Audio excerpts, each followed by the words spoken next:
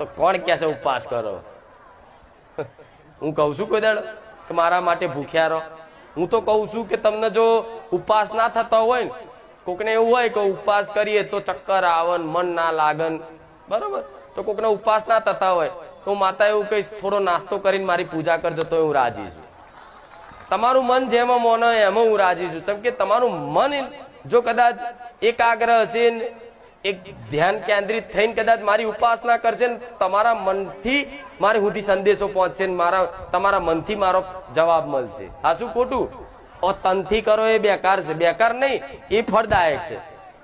તનથી કરો તમે દીવાબત્તી, અમુક શું કરે, જાણ દીવાબત્તી એક બોજ હોય, કરવી પડશે નકર માતા મારશે, કરી દીધી હાથથી.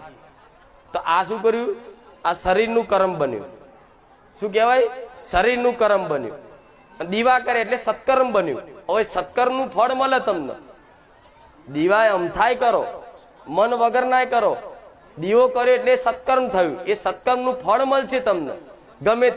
ગમે તે તમારું કામ હશે, અટકાશે ને આ તે ગમે તે એનું ફળ મળશે.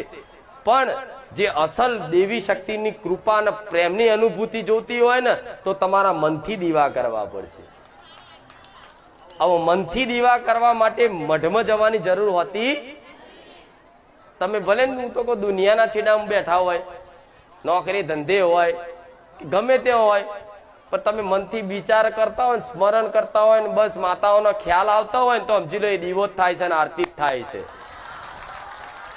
દાડામાં કેટલી વખત યાદ આવે છે તાર માતા? કેટલી વખત? બહુ વખત? હજુ ઓછું કહેવાય ના. કેટલી વખત યાદ આવે છે માતાઓ? બહુ વખત ના. આવું ના ચાલે. અહીંયા ખ્યાલ